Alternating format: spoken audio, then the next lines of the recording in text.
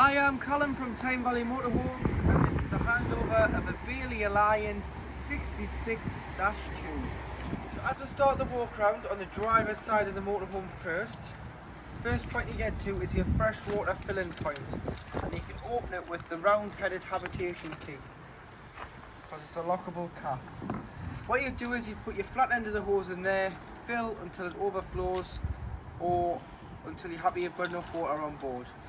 Make sure that you're carrying some connectors, as it's mainly just a brass tap on site, so you need a few connections for the tap on the site. Below you put your wastewater tap, so this is any dirty water that you put down a plug hole, so sink, shower, hand basin or anything that you've drained off. On the way out of your site you want to open that and you want to allow that to drain off, as you won't want to carry around the added weight of dirty water because there's no real reason to. And in the winter, make sure that it's fully drained off when the van is sitting not in use. This is your vent, so this gives a location of where the Truma boiler is on board the motorhome. It's underneath the bench seat here. So on gas, this will obviously kick some fumes out as it's working on gas. On electric, it's just an element, so you should be totally fine, but make sure that's never covered and is always obstruction free.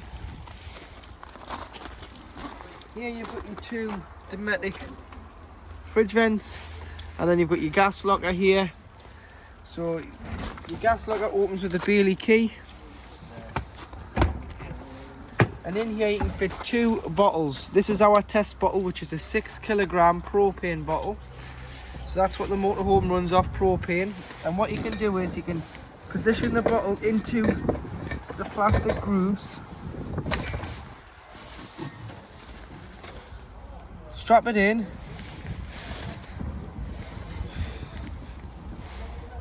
so it's nice and safe and secure when on the road.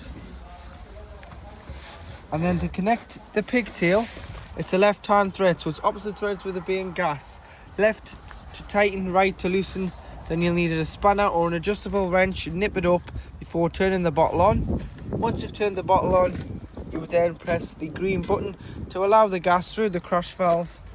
And always make sure you're turning your bottle off before you leave your site, so when you're driving it's turned off and it's nice and secure and it's no harm to any other road users. And you can have another bottle further back, so once one bottle is empty, you swap the first bottle to the back and change the full to the front and connect the pigtail back up. With it being a Bailey, it's got a separate header tank, so your flush is no longer from fresh water, you've got to fill it. So you'll need to carry a jug or a watering can, open the header tank, mix some pink with some water and tip it down here, so that when you press the flush, that's the liquid that you get from the separate header tank. So you've got to make sure that's full to use the toilet, or at least have some in. And then underneath, you've got your cassette. So you just lift it, pull the cassette out. You've got some wheels so you can drag it to your waste disposal point without carrying it if it is too heavy. And then to empty, all you've got to do is take the grey cap off, press the button at the back, the orange button, tip the content of the cassette out. Once you've tipped it out, there's normally a tap there, so you put some water in, give the cassette a rinse before filling this with chemical and going with a cap full, which is 120 ml of liquid into the cassette, and it's good to go. On the back here you do have your high level brake light, and above that your reversing camera. Bike rack on the back, so it'll take two bikes. You've got all your Bailey Alliance vehicle details there, so length, height, weight, width, your empty PLM, which is your empty weight, your mass and running order, your front and rear tyre pressures are all on this sticker here. This one's also got a Fiamma F30 security handle on it. So you've got a little key here so you can lock it and unlock it. Pull this down and you can use it as an aid to get in and out the van, or when the van's parked up, you can put it over the door and it adds as a bit of security. Never have it over the door like this when you're driving. Always have it pinned back in this position. Because if you had it over the door and you can't get out the cab for any reason, if in case you're involved in a collision, this is a door that you'll need to get out of, so never have it blocked.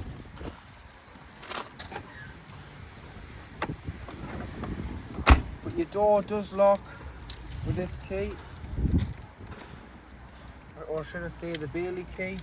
You can lock it is to the front and open it is to the back.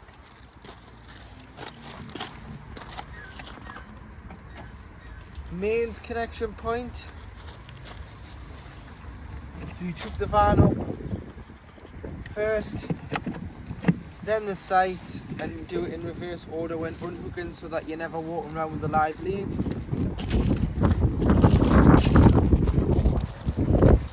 You've also got an external TV point just there, so if you're on a super site, carry a length of coax and you can connect and use their aerial, which is just lifting that cap off here.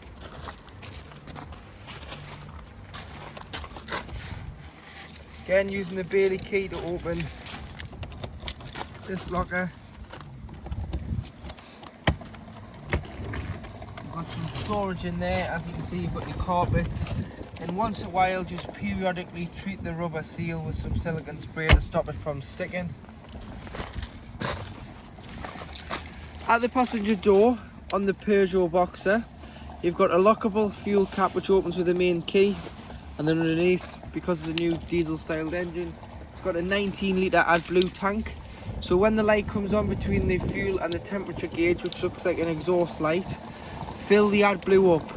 You can go and buy it on the pump, or you can buy it in the drums, and as soon as it overflows, it's full. It'll do 5,500 miles off a full 19 litres, but the light normally comes on with 1,500 miles left, so it'll cover 4,000 miles before the light comes on. Tyre pressures are here, so on the front 50 psi, on the back 80 psi. Underneath the passenger seat you've got a tool kit which has got a jack and a brace and a tone iron, and underneath the cab floor, lifting this panel in the cab floor, you've got your engine battery. Bonnet releases here.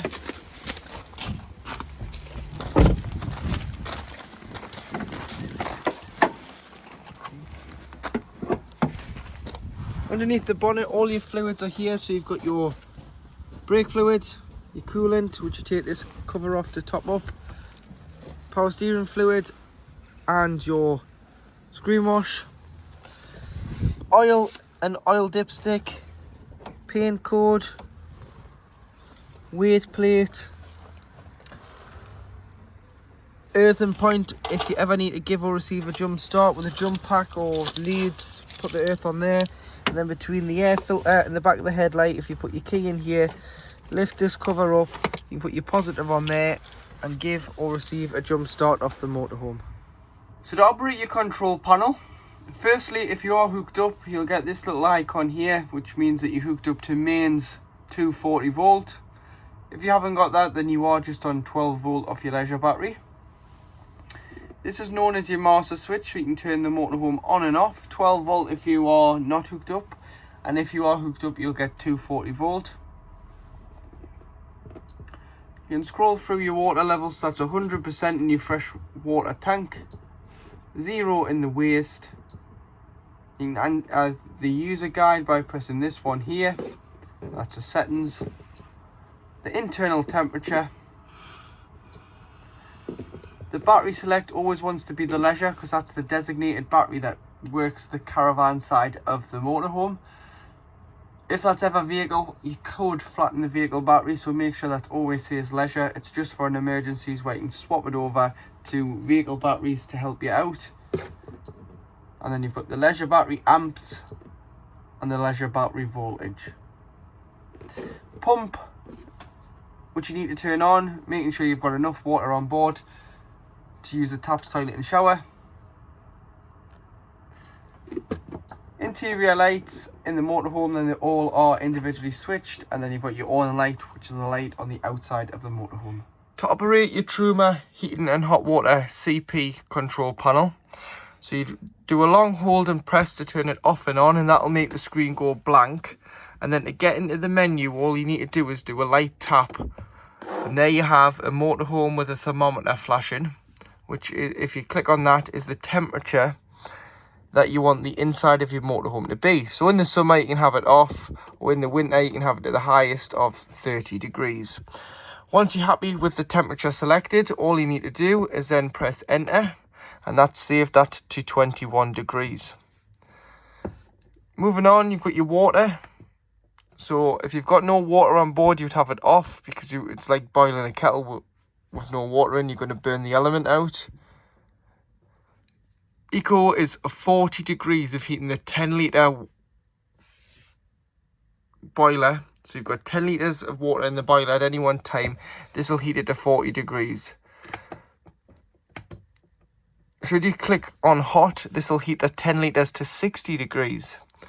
And then you do have boost, which will turn off the heating and prioritise the water first.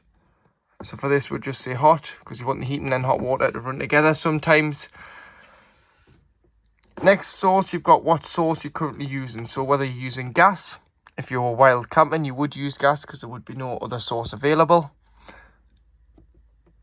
Mixture 1, which is 1 kilowatt, which is 750 watts of mains power and gas. Mixture 2, which is 2 kilowatts, which is 1500 watts of mains power and gas. You'd use this more in the winter if you're in desperate need of heating your motorhome or the water. But failing that, you can use EL1, which is 750 watts of mains electric, or EL2, which is 1500 watts of mains electric. Normally you would use EL2 on most sites that give you 16 amp. If you get a smaller feed, you may have to use EL1, just so it doesn't trip the site or trip your van. You may have to use EL1 abroad, as they're not as generous with their electric. You've got the fan in the top corner, so you can have it on Eco, which is a smaller feed of 12 volt. Or you can have it on high, which will use all the fan speed and you'll hear it a lot louder. So Eco when sleeping as well is great.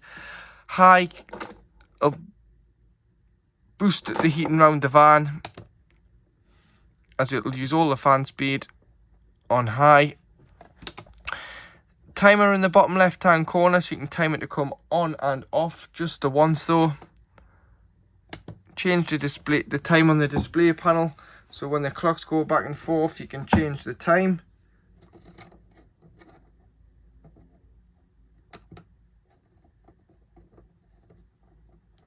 Like so. And then should you get a warning triangle in the middle, you can go to the settings and go all the way down to reset, press enter, it'll say preset, press again, and it will restart the control panel. So that it'll clear any fault codes, and you can then go in and set the temperature, the water, the energy source and the fan speed all again. So in the kitchen area you do have 3 gas burner hob. Make sure that they turned off and that they are cool enough to touch before you put the glass lid down, otherwise you can sometimes shatter the glass lids if it is too hot. And underneath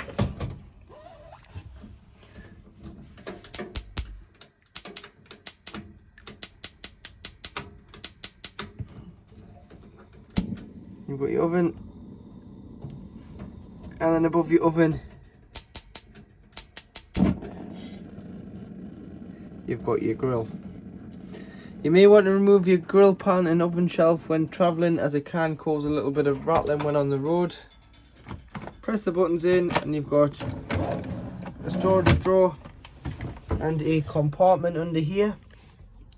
Tells you that your gas valves are up here. So you've got one for the hob, oven and grill combination, fridge, and then the water heater and space heater at the bottom. Any problems with gas for yourselves, just turn the bottle off to be safe. Cabinet down the side. Kitchen lights, 2 230 volt sockets there. When you connect it to mains, they'll work. Same with the microwave, that's an 800 watt Russell Hobbs microwave with the plug being in there. Should you ever need to isolate it, you can.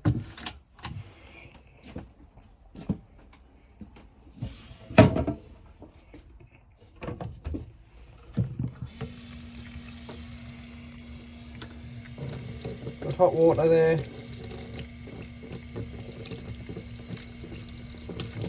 So your water system's working as it should, with a chopping board / sink cover to cover the sink.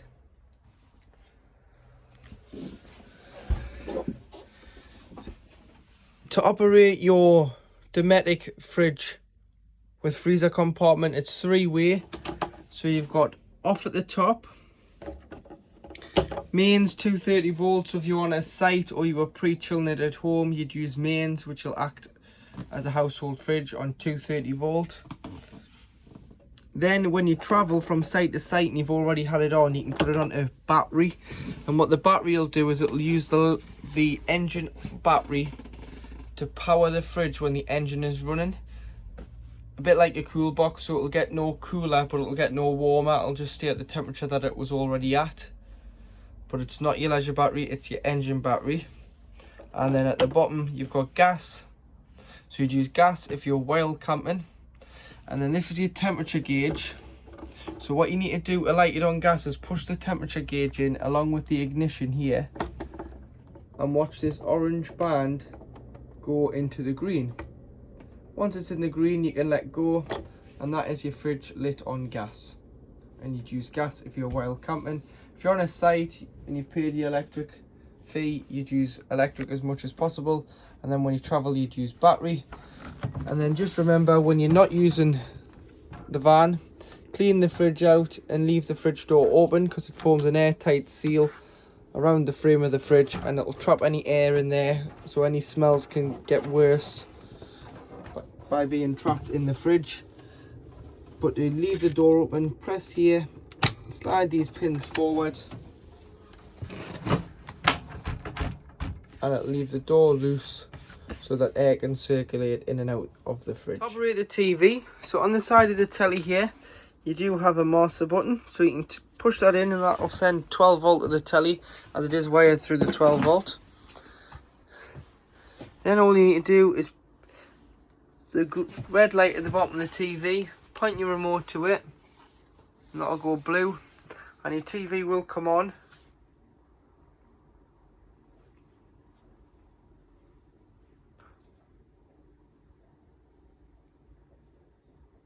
But you'll have to retune it every time you move location. So to retune it, all you've got to do is press AQT, press and hold, press OK, and it'll start to do an automatic channel search and find as many channels as it can. And remember, when you do travel, if you just lift the telly off, store it away, and wrap it up just for your own safety and the safety of the telly, because you wouldn't want that coming off because they're quite expensive, the Avtex. So store that away. When you travel and when you get back to your site, you can just pop it straight back on the bracket. Got a TV aerial in the cupboard as well as a TV amplifier. So starting off with the amplifier, you've got a min and a max here, so you can boost and weaken the signal should it be too strong or too weak. Should you still not be able to get a good enough signal, then you would look to start to move the aerial. So you would loosen this nut off.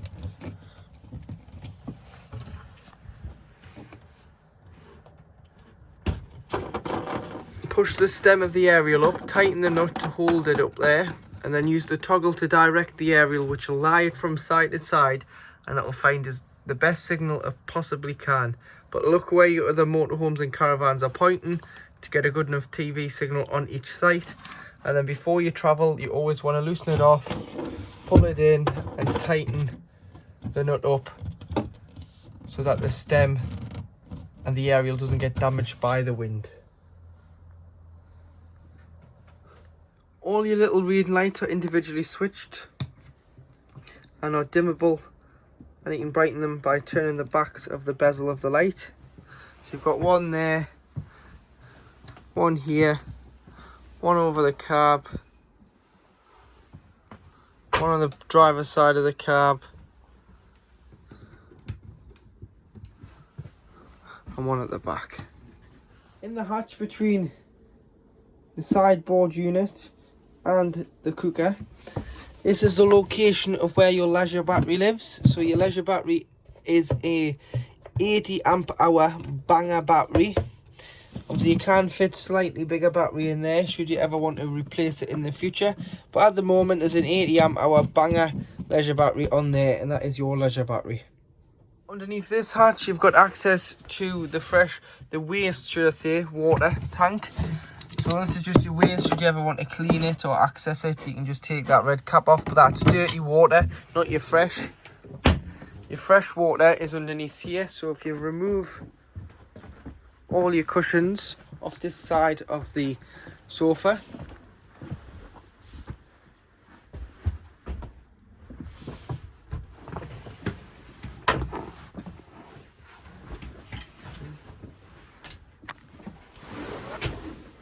and lift this section up,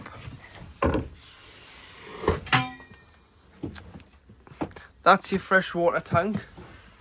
So to drain it off, you'll want to drain it off in the winter when you're not using it, or if you've taken on contaminated water. And to do so, you've got this little valve here. Turn it to the side like it's in the position now, and that'll drain it off. Turn it to the front, pointing to the other bench seat, and that's closed, and that'll hold the water. So you want to drain it off in the winter to avoid any water from being frozen in the tank and causing the tank to crack or burst and cause any damage. And this tank's on board the vehicle, so you want to be even more careful that it doesn't cause any damage. So remember to drain it off when not using it, especially in the winter. In the lounge at the front, if you're using it as 2 single beds, you could just remove the back cushions and it'll give you longer beds, as there's quite a large bed on this van. Or if you're using it as a double bed, all you need to do is, this side's fixed, lift and slide this section out,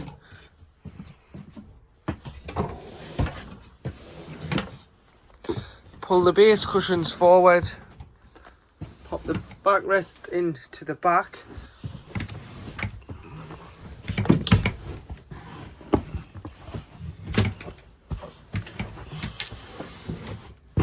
like that, push this one back, pull this forward, remove those, and that just sits in there, and that has formed your double bed. So you'd use that as your headboard and sleep that way across the width, or you could put that one in flat and use that one as your headboard. It's entirely up to you, and that'll create your double bed, which is more like a king because it's very big. Opposite the oven, below the TV, in the bottom locker, you've got your fuse board. So you've got all your mains 230 volt appliances and your trip tester here, and then underneath you've got all your 12 volt fuses, so you can carry some spares just in case one does blow a fuse. You can replenish the fuse, and they're all listed what to do and the amperage at the top of what fuse is required. To lock the door on an evening, you just press this catch in, and that has locked the door.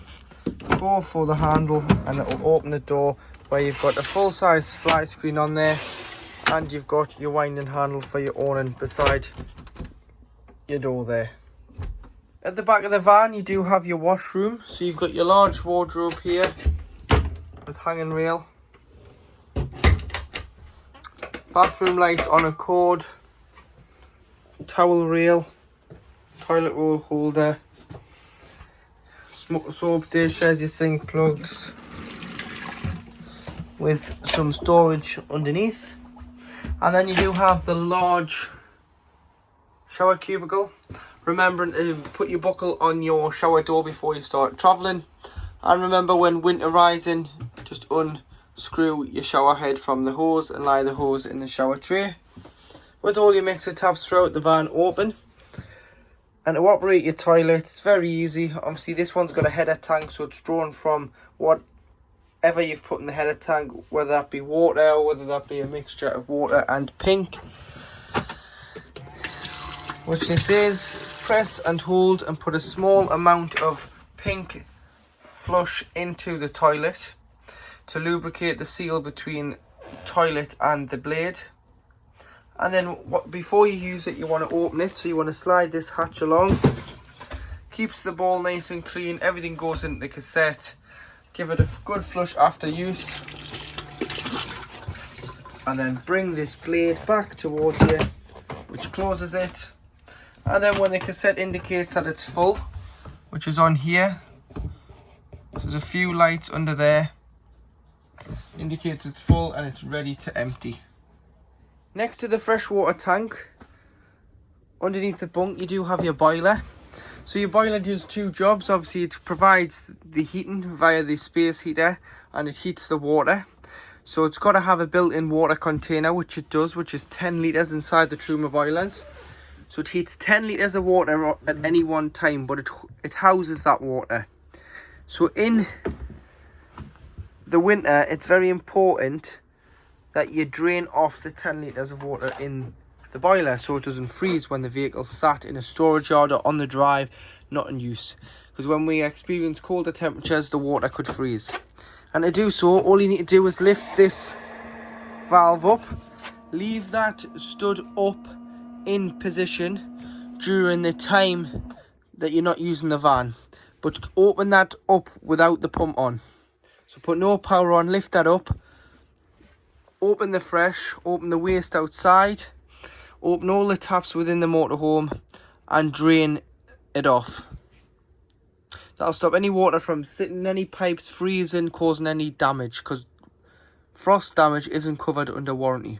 It's your responsibility as a consumer to drain and look after your product. So what you need to do is drain it off. Then when you come to reuse it the next season ahead, you shut your valve here, shut your valve on your fresh, shut your waste, shut all your taps inside the motorhome. Then you'd go and get a hose pipe and stick it in the side of the van and fill it with water. Once that's done and it's full, you can come in and put the control panel on, turn the pump on and go to the cold side of the tap. You'll get a pressurized cold water because it's coming straight from the freshwater tank to the tap. Then when you start go to the hot, the water in that tank then fills the water in this tank, which is a boiler, and then you'll get a few coughing and spluttering through the taps for a few minutes until you get a free flow of water from the hot. This is when you know that your system is now primed. But remember, drain it off because it's not covered under warranty and it can be a costly mistake to make. And to do so, you just lift that yellow toggle valve up on end to drain your boiler. And then this is just showing your rear view camera, which is on permanently when in any forward gear as well as when in reverse. That is your rear view all the time.